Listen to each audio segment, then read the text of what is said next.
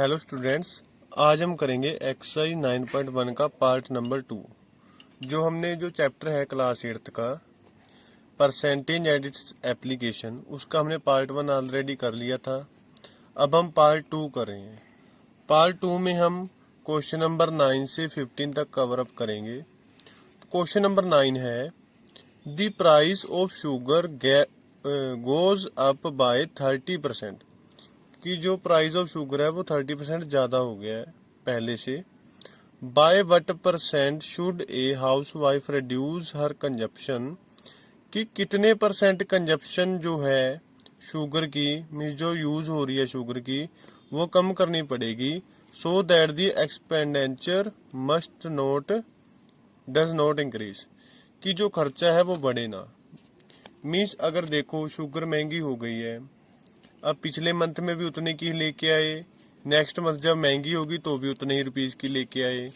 It means sugar जो है अगर महंगी होगी तो वो कम आई होगी। अब खर्चा इंक्रीज नहीं करना, इट मीन्स जो शुगर की यूजेज है वो कम करनी पड़ेगी। तो वो कितनी कम करनी पड़ेगी, कितने परसेंट कम करनी पड़ेगी, यही हमने इस क्वेश्चन में फाइंड करना है। अब इसमें कुछ भी हमें प्राइस नहीं दिया हुआ शुगर का, और ना ही हमें ये बताया गया कि कितने केजी शुगर यूज हो रही है। तो हम अपनी सहूलियत के लिए हम सपोज कर लेते हैं, late price of 100 kg sugar is 100 rupees. कि हमने 100 kg शुगर का जो प्राइस है वो हमने 100 रुपीज सपोज कर लिया। तो हमने 100 kg का 100 रुपीज क्यों सपोज किया, ताकि हमें आगे कैलकुलेशन इजी रहेगी। अगर हम कुछ अलग सपोज करेंगे तो हमें कैलकुलेशन में डिफिकल्टी होगी। तो अगर 100 रुपीज शुगर का प्राइस 100 रुपीज है, तो बाद में जो प्राइस बढ़ा है वो कितना बढ़ गया है, वो बढ़ा है 30%। तो न्यू प्राइस क्या हो जाएगा, देखो जब 30% प्राइस बढ़ेगा तब जो 100 kg शुगर है वो कितने रुपीज की आएगी। New price of 100 kg sugar is, देखो पहले 100 kg शुगर आती थी 100 रुपीज की, अब प्राइस बढ़ गया 30%। मीन्स अब कितने की आएगी, ये 130 रुपीज की। 30% जो प्राइस है वो बढ़ गया है।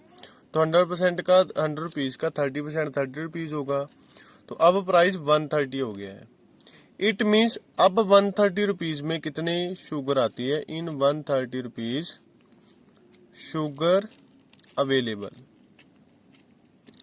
तो पहले तो 100 रुपीज की 100 kg आती थी, अब 130 रुपीज की कितने kg आएगी, 100 kg आएगी।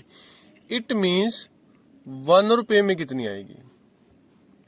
अगर 130 रुपीज में 100 kg शुगर आती है तो 1 रुपए में कितनी आएगी, 1 रुपए में कितनी आएगी, 100 बाय 130 kg।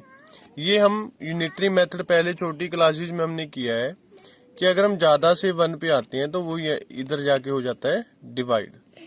अब हम वो कहते हैं कि एक्सपेंडिचर उतना ही रखना है। जैसे पहले हम वो हाउसवाइफ 100 रुपीज की शुगर लेके आती थी, अब भी उसने 100 रुपीज की लेके आनी है। तो अब 100 रुपीज में कितनी शुगर आएगी, देखो अगर 1 रुपए में इतनी शुगर आती है तो 100 रुपीज में कितनी शुगर आएगी, 100 बाय 130 मल्टीप्लाई 100। अब इतनी शुगर आएगी तो कटिंग करके आ जाएगा हमारे पास 1000 बाय 13 kg। अब इतनी शुगर आएगी। पहले कितनी आती थी 100 रुपीज में, 100 kg। अब 100 रुपीज में कितनी आएगी, 1000 बाय 13 kg। तो शुगर अब कितनी कम आती है, ठीक है। तो decrease in quantity of sugar, sugar की क्वांटिटी में कितना डिक्रीज हुआ।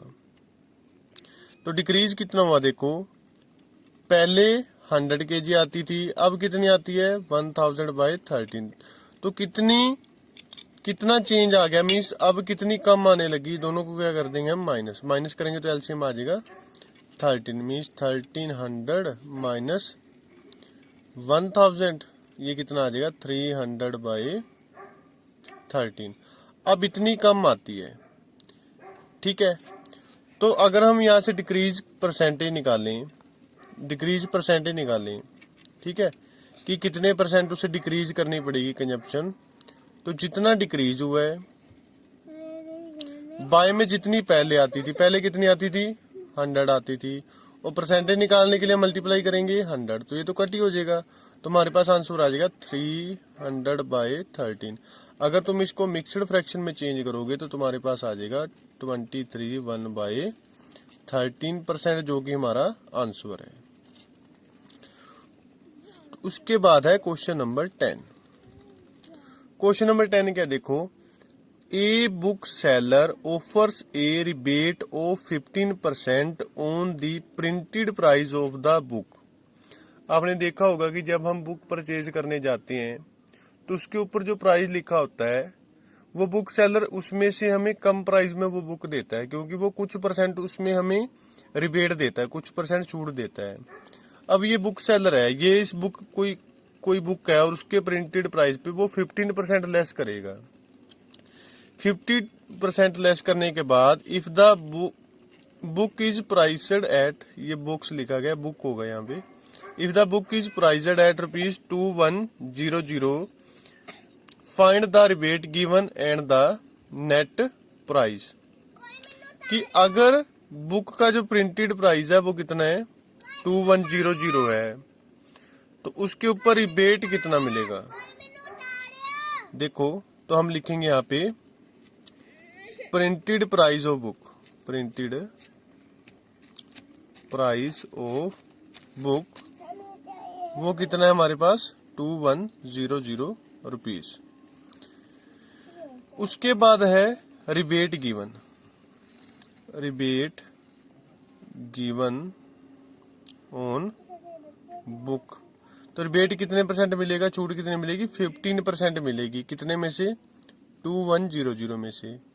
तो परसेंट हटाने के लिए बाई में 100 आ जाएगा, ऑफ का मीनिंग हो गया मल्टीप्लाई 2100, तो ये कटिंग हो जाएगी, 00 से 00, 15 और 21 की मल्टीप्लाई करेंगे तो हमारे पास आ जाएगा 315 रुपीज। तो इतनी छूट मिलेगी, इतनी छूट मिलेगी, मीन्स ये प्रिंटेड प्राइस था, इतनी छूट मिलेगी। तो बुक का जो नेट प्राइस है वो कितना आ जाएगा, कितना है प्रिंटेड प्राइस 2100, रिबेट कितना मिला 315, तो हमारे पास जो आंसर आ जाएगा वो 1785 रुपीज, ये नेट प्राइस का आंसर आ जाएगा। नेक्स्ट है question number 11। Ashish monthly income is ₹9600। आशीष एक मंथ की जो इनकम है उसकी ये है 9600। हीज मंथली एक्सपेंडिचर इज 60%, तो उसका जो हर महीने का जो खर्चा है वो 60% है। तो what is his saving per month, तो उसकी सेविंग क्या होगी, मीन्स जो सैलरी है उसमें से जो खर्चा है वो खर्च निकालने के बाद जो उसके पास पैसा बचेगा वो जो सेविंग कर रहा है वो कितनी कर रहा है। तो आशीष मंथली इनकम वो कितनी है 9600 रुपीज। एक्सपेंडिचर मंथली एक्सपेंडिचर कितना है 60% ऑफ इनकम, और इनकम का जो खर्चा है वो इनकम का 60% है। तो वो हम कैलकुलेट कर लेते हैं कितना आएगा, 60/100 मल्टीप्लाई 9600, तो ये 2 जीरो कट होगी, 36950, ये आ गया उसका खर्चा। तो सेविंग क्या आ जाएगी, देखो सेविंग जो इनकम है उसमें से एक्सपेंडिचर को माइनस कर दो, तो माइनस करोगे तो हमारे पास आ जाएगा 0 4 15 9600 माइनस 5760, तो आ जाएगा 0 4 5 15 में 7 के 8, ये आ जाएगा 3840 रुपीज, ये आ गई उसकी सेविंग। उसके बाद है question number 12। The value of a machine depreciates every year by 10%, कि जो मशीन की वैल्यू है वो हर साल 10% कम हो रही है। इट्स प्रेजेंट वैल्यू इज, अब उसकी जो प्रेजेंट वैल्यू वो है 90,000 rupees. What will be it's value after 2 years, तो 2 साल बाद इसकी वैल्यू क्या होगी। तो late present value of machine, तो उसकी प्रेजेंट वैल्यू है 90,000 रुपीज। तो वैल्यू ऑफ मशीन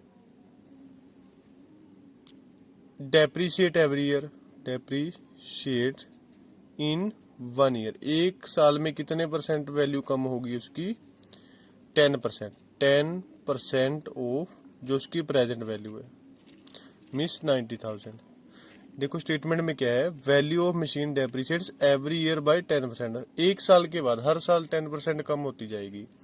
जैसे पहले उसकी प्रेजेंट वैल्यू ये है, जब एक साल हुआ तो वो 10% कम होगी, इसकी प्रेजेंट वैल्यू का 10% कम होगी, तो वो हम 10% निकाल लेती हैं कि कितनी कम होगी। तो 10/100 90,000, तो ये 2 जीरो से 2 जीरो कट होगी, हमारे पास आ गया 9,000। मीन्स आफ्टर 1 year, एक साल के बाद जो वैल्यू रह जाएगी, वैल्यू ऑफ मशीन, वो कितनी रह जाएगी, पहले कितनी थी 90,000, माइनस कितनी कम होगी वैल्यू 9,000, तो कितनी वैल्यू रहेगी अब उसकी 81,000 रुपीज। ठीक है, मीन्स जो उसकी वैल्यू पहले 90,000 थी वो एक साल बाद 10% कम होके कितनी रहेगी 81,000। वो कह रहे हैं कि एवरी ईयर, हर साल 10% कम होगी, तो ये तो एक साल बाद इतनी होगी। अब जब नेक्स्ट ईयर आएगा वो इससे 10% कम होगी, हर साल 10% कम होगी। तो next year value will depreciate, value will depreciate, वो देखो कंटिन्यू बता रखा है उन्होंने, एवरी ईयर कह रखा है। ठीक है ना, यहाँ पे बच्चे मिस्टेक कर जाते हैं। Value after due, every year depreciate, हर साल कम हो रही है 10%। जैसे पहले साल 10% कम होगी इसका 90,000 का, फिर जो बचगी तो नेक्स्ट ईयर जो 10% कम होगी वो 81,000 का होगी। ये बात समझने वाली है इस क्वेश्चन में कि पहले जो वैल्यू थी 90,000 उसका 10% कम होगी, मीन्स 9,000 कम होगी। अब नेक्स्ट ईयर इस वैल्यू का 10% कम होगी। ठीक है, तो इसका 10% हम फाइंड कर लेते हैं। तो वो फाइंड करेंगे, 2 जीरो से 2 जीरो कट हो जाएगी। ठीक है, तो हमारे पास आ जाएगा 8100, मीन्स इतनी कम होगी वैल्यू। तो value after 2 years, value of machine after 2 years, 2 साल बाद कितनी रह जाएगी। तो पहले साल के बाद इतनी बची थी 81,000, कम कितनी होगी अब 8100, तो कितनी रहेगी, इसको माइनस कर दो, माइनस करेंगे तो हमारे पास आ जाएगा 00, ये 10 में से 1 गए 9, ठीक है, ये 72 आ जाएगा। तो ये हमारे पास आ गया क्वेश्चन नंबर 12 का आंसर।